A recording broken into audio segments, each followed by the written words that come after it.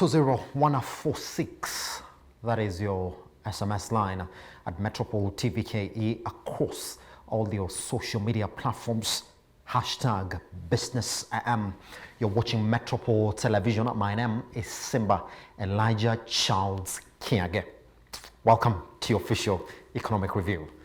A new report has absolved the second-hand clothing imports industry from the country's textile industry's woes. According to the report, the industry, which employs over 2 million people, accounts for less than 1% of the country's total import values. Experts now say that the banning of mitumba importation will not guarantee an increase or decrease in textile manufacturing in the country. Importation of second-hand clothes has been, over the years, been the subject of much criticism, as it has been accused of killing Kenya's textile industry. At the onset of the COVID-19 pandemic, the government opted to ban importation of second-hand clothes to cap the spread of the virus. But now, mitumba traders drawn from across the country are asking the government to review its policy stance towards their business. Now, the report on the contribution of the mitumba clothing industry to Kenya's economy now shows that importation of second-hand clothing accounts for less than 1% of the country's total imports, estimated at 18 billion. The study further found that despite the lower pricing of mitumba products, more Kenyans prefer buying ready-made clothes compared to mitumba. Now, an average household spends an average of 409 shillings quarterly on mitumba compared to 783 spent on new purchases. The industry, which employs close to 2 million people and supports the livelihoods of about 24 million Kenyans, is now facing more risks, with the COVID-19 pandemic having affected people's purchasing power and restrictions imposed to curb the spread of the virus having affected their business. Now, the top 5 leading exporters of mitumba to Kenya are China, Pakistan, Canada, the United Kingdom, and the United States of America. Good.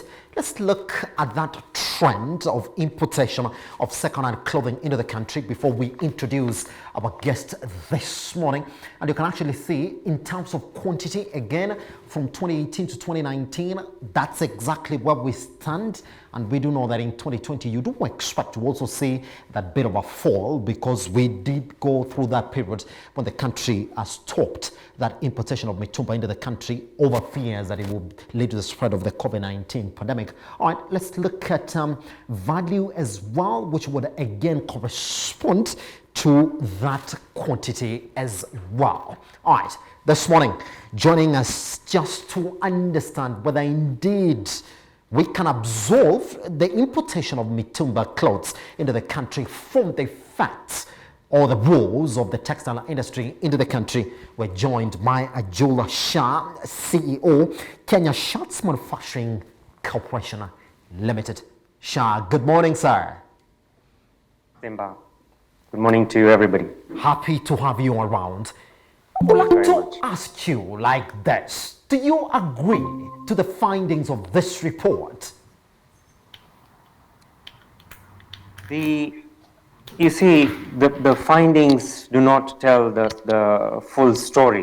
Yes. For example, let's go right back to the 70s when the mitumba importation started. And there was a reason why we went into the mitumba trade. And that was to give dignity to the very poor who are literally clothed in tattered clothing. That's how it all started. And we have gone beyond that to the extent that it's now become an industry, an established industry. One thing that is not mentioned in the report is that there are now retail outlets, not just in the rural areas, but there are retail outlets in the urban areas. There is one with about 26 stores specializing only in mitumba. So it's become something else from what it was before. The other thing is that in the last 10 to 15 years, fashion has become, in the West, it's become very fast fashion. The fashion trends are changing so fast that people in the West are literally buying clothing for one season. Come the next season, they throw away that and they buy something else. And all that somehow ends up in Africa and to a certain extent in South America. What the critical point here is what people are getting used to paying is not the true value. When you talk about paying less than 1,000 shillings for certain items, it is not the true value. Unfortunately, what is happening now, or what has happened over the last 20 years or so, is that people have gotten into their minds that this is now the true value. And with fast fashion, what you're finding is more and more of the second-hand clothing which is coming here is of very good quality. And over the years, we've become very brand conscious thanks to social media. So we find all these brands on the garments, and we start attaching a value, a brand value, a quality expectation to that price, whereas that was not the case when Mitumba initially started. That is very, very damaging for any potential growth, because we now have people who expect this price and this quality and this brand. There is nowhere in the world where we can match, any fresh production can match those prices. So it's caused a distortion in the market. And when I say that it's now become so established, there are 26 retail outlets of one particular company that specialize in Mitumba. You can actually walk into a shop specializing only in Mitumba clothing. So it's gone to a totally different level. The other thing is, it's not just the rural population, it's the urban population, the middle class who shop or get shoppers to shop for them and bring good items, branded items. So you see the kind of effect this has on the Kenyan mind about the quality expectation and the price they attach to that clothing. This is where the problem is arising. Yes. Shah, let's look at exactly what they're arguing. And the report also found out that despite your fears, despite the fears that you're laying this morning on what the disconnect is in understanding the real effects of the importation of mitumba into the country, that majority of Kenyans would prefer to go for Kenyan products or local products as opposed to mitumba. Majority, they would, well, you see, this is what we're talking about, changing the minds. It's not about only mitumba. We need to talk about changing the minds or mindsets of Kenyans. Yes. Since liberalization, there's been a whole generation of Kenyans who have grown up on imported clothing, whether it's mitumba or fresh clothing. And they do not know that we can make. We used to have factories making men's trousers. We used to have many more factories making men's shirts. I think we are the only one or two left. Our company is only one of the two left in this country now making men's shirts. There used to be many companies making children's clothing. And those are all gone. We had 52 textile mills. We're left with only about 4 or 5 now. There has been a growth in small workshops, tailors, but we are, you see, I was talking to one of the tailors and they said, look, we are confined to our comfortable corners. That is the sad reality. Yes. That because mitumba and other imported clothing is so much covering the majority of what's available out there, that whatever we make is literally confined to our comfortable corners. And this is where the problem is. So what we need first is a complete mind change that yes, we can do it. And Kenyans are very entrepreneurial. Given the opportunity, given the demand, given the change of mind, we will go in, just as in the 60s and 70s, we didn't have anything. We didn't know about garment manufacturing. We didn't know about textile manufacturing, but we all went into it. Yes. We were entrepreneurial. And that is the potential we have even now. The other thing is, it's a win-win situation. We make, garments, but we'll need somebody who is very good at selling. And who better than the Mitumba traders themselves? They are excellent traders, excellent salespeople.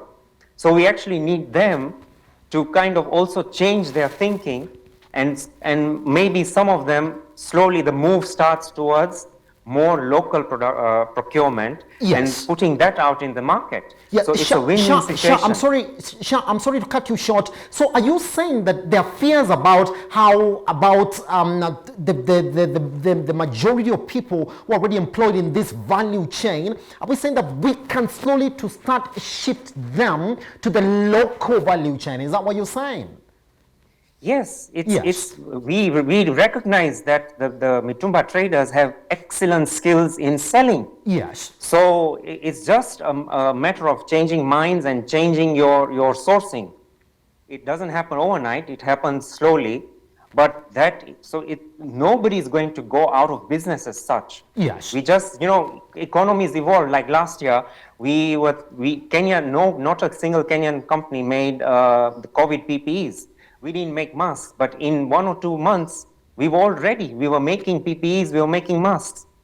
And that is, if you want nothing more, better is proof to show that we are capable, and we need to keep evolving to make this change.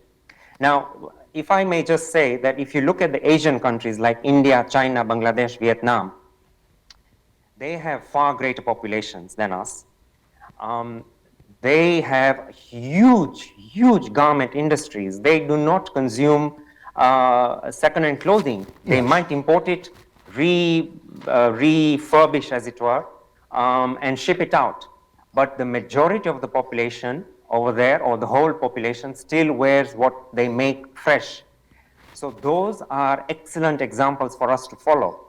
Kenya is ahead in terms of manufacturing base in the East African region and beyond. And with the coming of the Africa Continental Free Trade Agreement, this is the big thing, the next big thing, that if we started manufacturing garments on a large scale, we're not just talking about local consumption, we're looking at selling our garments beyond. If we can make garments under EPZ for USA, why can't we make our own at a very reasonable cost? It's possible. If we get the economies of scale, it's very much possible.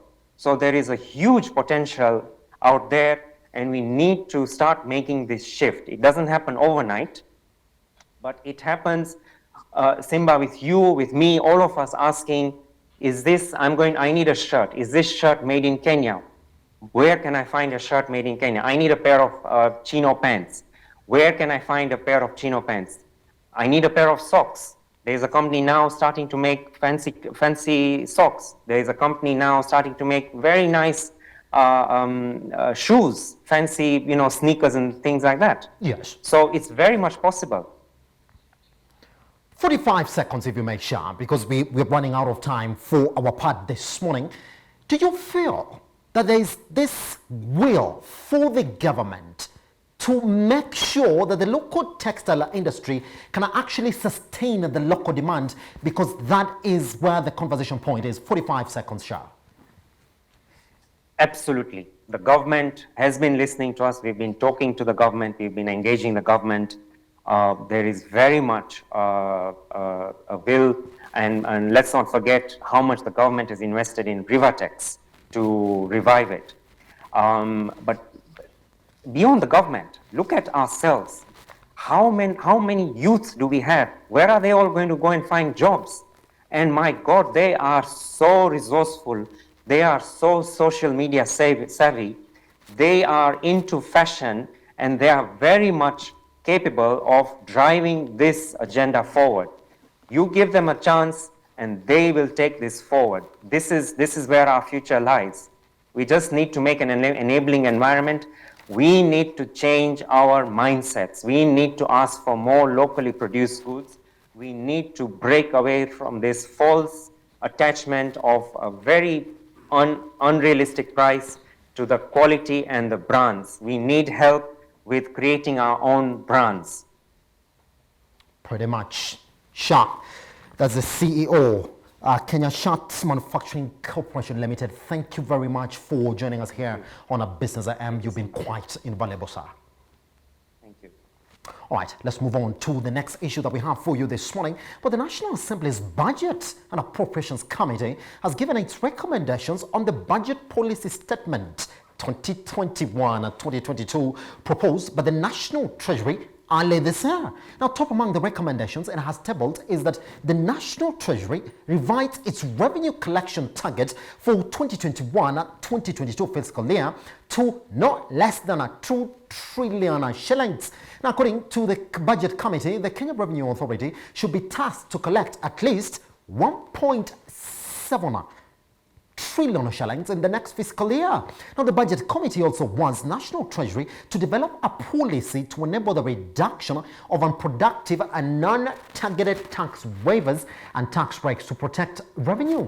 Now, the committee has further said it will not allow a budget deficit of more than 930 billion shillings, or 7.5% of Kenya's gross domestic product. Now, the committee wants the National Treasury to restructure state-owned enterprises, especially highly indebted ones that are unable to meet their operational costs, to privatize some of them by the end of June 2022 to put them on a sound economic footing. Now, the National Treasury has also been tasked to review all government projects and consider deferring new projects by one financial year while ensuring adequate counterpart funding and provision of funds for stalled projects before the finalization of the budget estimates for 2021-2022. Fine. Good. Now, that's exactly where we start this morning, and let me now introduce the rest of the panel that's going to help us, therefore, chart the course for Business AM this morning. We are joined by Josh Osando, who is a public policy analyst and political strategist. We're also joined by Gabriela Mwendwa, who is an investment associate of Horizon Africa Capital. Let me begin with you, Josh. That's where we are in terms of those recommendations.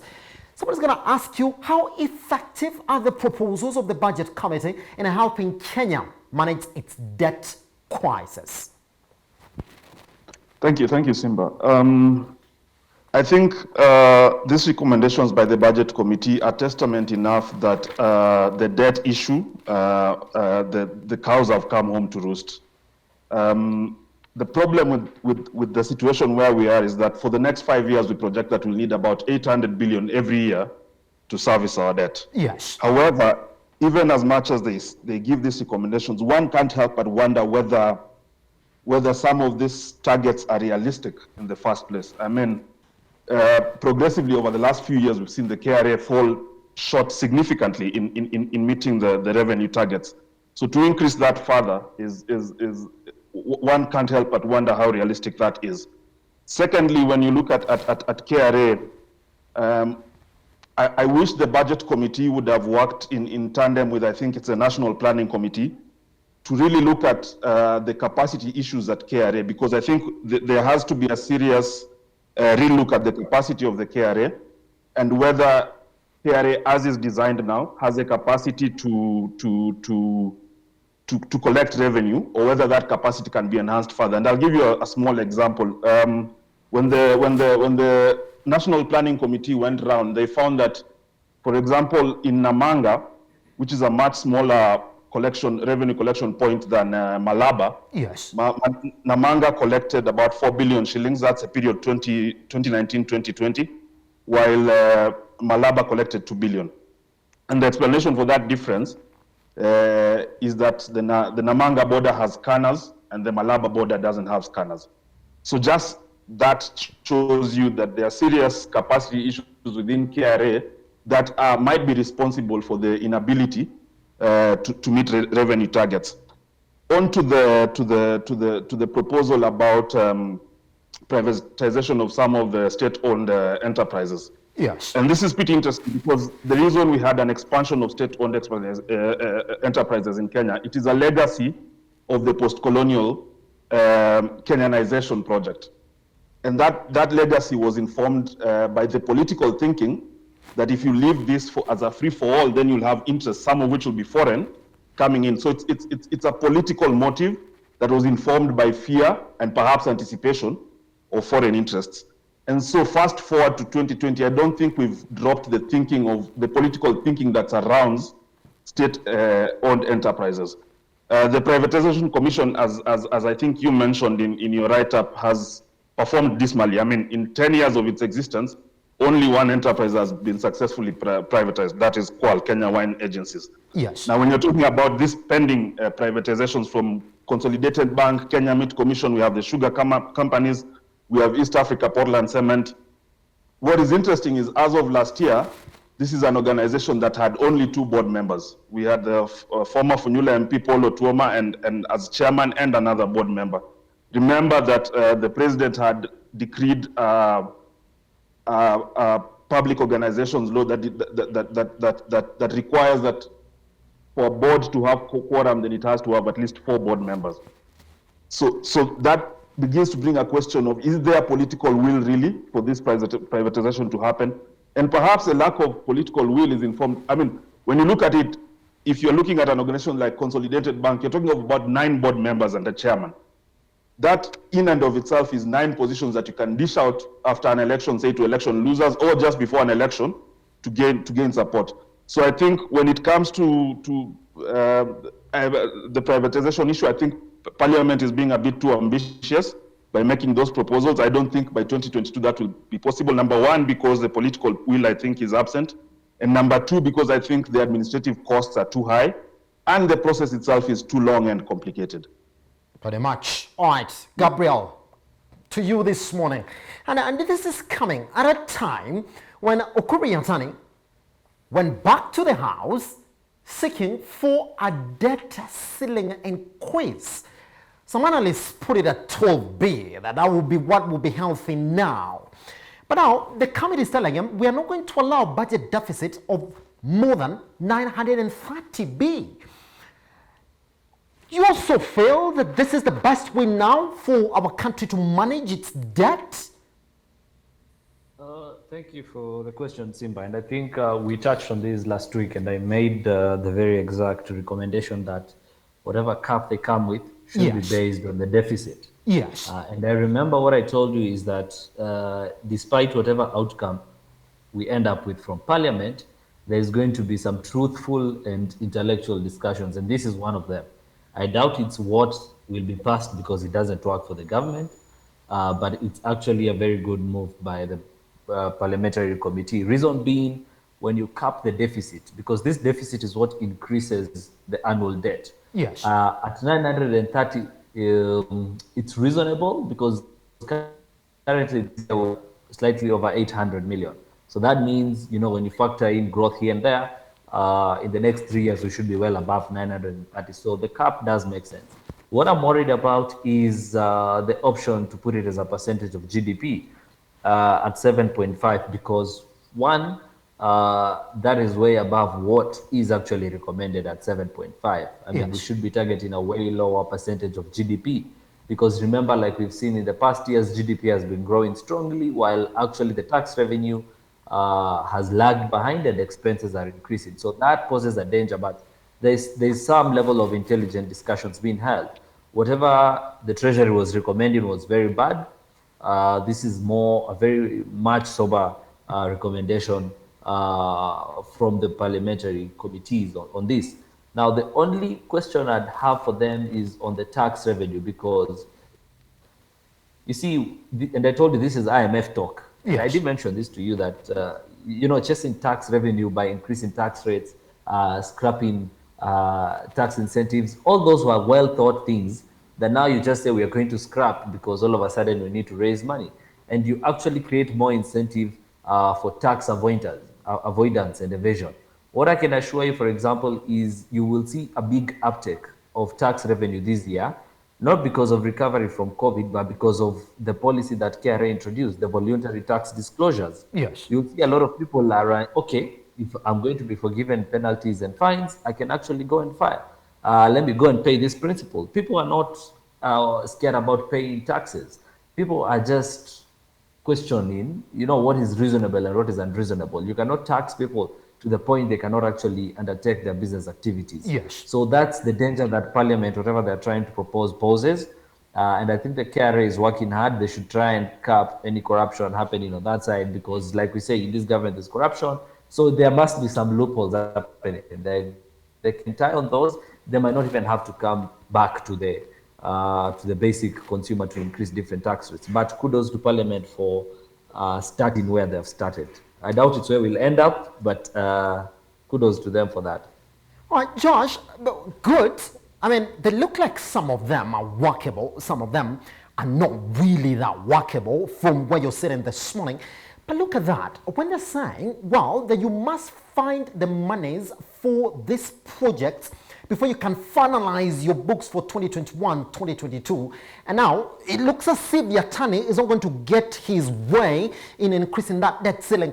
What does that mean for the economic development for 2021 and 2022?